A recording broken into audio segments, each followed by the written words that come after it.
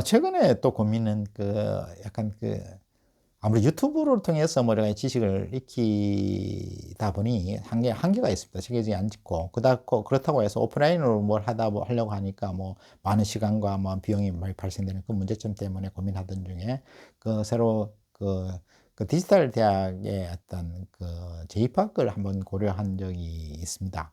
그래서 아무래도 뭐 거기서 그 일반 대학에 비해서는 사이버 대학의 경우에는 학점당 금액이 싸죠. 예를 들어서 한 학점당 한 6, 7만 원 정도 되니까 3학점 들으면 한 20만 원 정도 되는 것이죠. 근데 저는 이제 사실 뭐 그런 것 때문에 학원으로 해도 되는 거 아니냐 하는데, 학원보다는 학교라는 그런 분위기가 좋은 것 같고, 또 그다음에 사이버 대학이기 때문에 온라인으로 가능한 것이죠. 뭐 그다음 오프라인도 가끔 모이면 있는 것으로 알고 있습니다만은, 여러 가지 가성비도 좋고 배움에 있어서 도움이 될 것 같습니다. 그래서 뭐 영상 편집이라든지 음악에 뭐 예를 들어서 뭐 전자음악을 한다든지, 그다음에 뭐 디지털 드로잉을 한다든지, 뭐 그다음 뭐 그런 부분에서 뭐 그래서 어떤 소설을 쓸 것이냐, 어떤 시를 쓸 것이냐 하는 부분에 대해서도 뭐 실제로 뭐 소설가, 실제 시인으로부터 어떤 강의를 듣는 것은 의미가 있을 수 있죠. 근데 뭐 간헐적으로 뭐 여러 가지 일회성으로 여러 가지 뭐 프로그램이 있기는 합니다만은, 그 말로는 좀 부족하고, 유튜브에 있는 영상은 뭐 워낙 이렇게 좀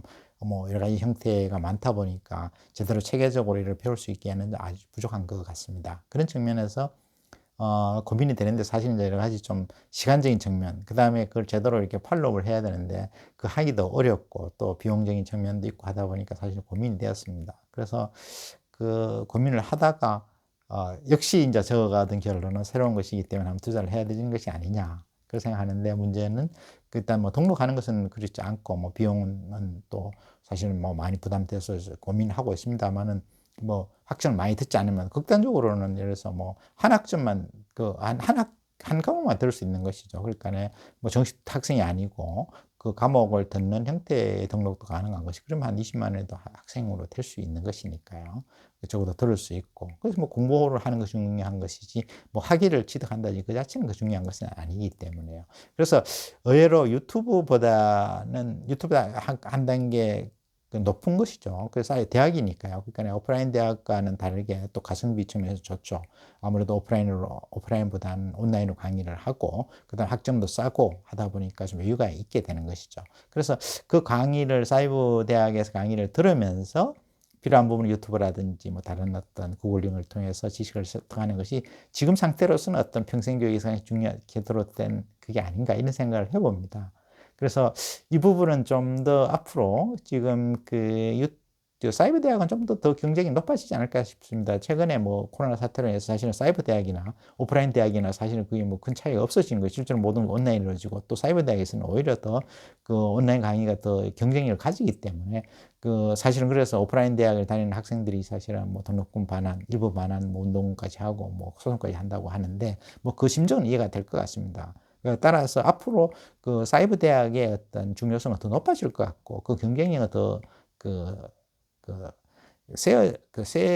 또 중요하게 되지 않을까 싶습니다. 특히 주목해야 될 점은, 사이버 대학은 거의 전 세계적으로 확장성을 가지고 있는 것이죠.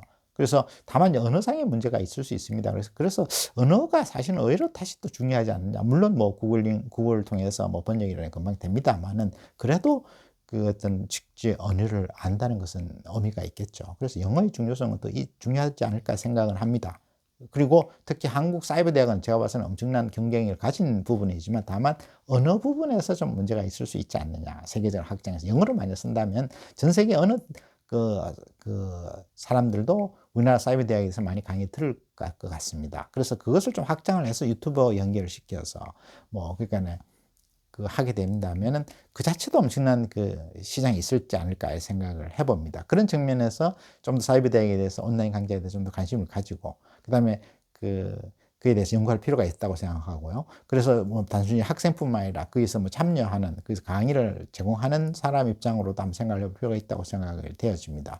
그래서 저는 어떤 필요한 정보를 습득하는 입장에서는 사이버 대학에서 온라인 강좌를 들으면서 일단 부차적으로 해서 유튜브도 통해서 보충을 하고, 또한 뭐 구글링을 통해서 여러 가지 지식을 하고 필요한 것은 또 전문 서적을 찾아보고 또 책을 또 구입해서 아니면 책을 빌려서 요즘 뭐 굳이 책을 살 필요도 없는 것이 도서관에 가면 뭐 상당히 무료로 많이 제공되고 또 서점에 가서도 쉽게 볼 수 있는 것이니까요. 그렇게 해서 그 어떤 계속적으로 뭐 평생 지금 시대에는 평생 배워야 한다고 하니까 그런 학생으로의 그 어떤 자세를 가진다는 것이 의미가 있다고 생각을 해봅니다.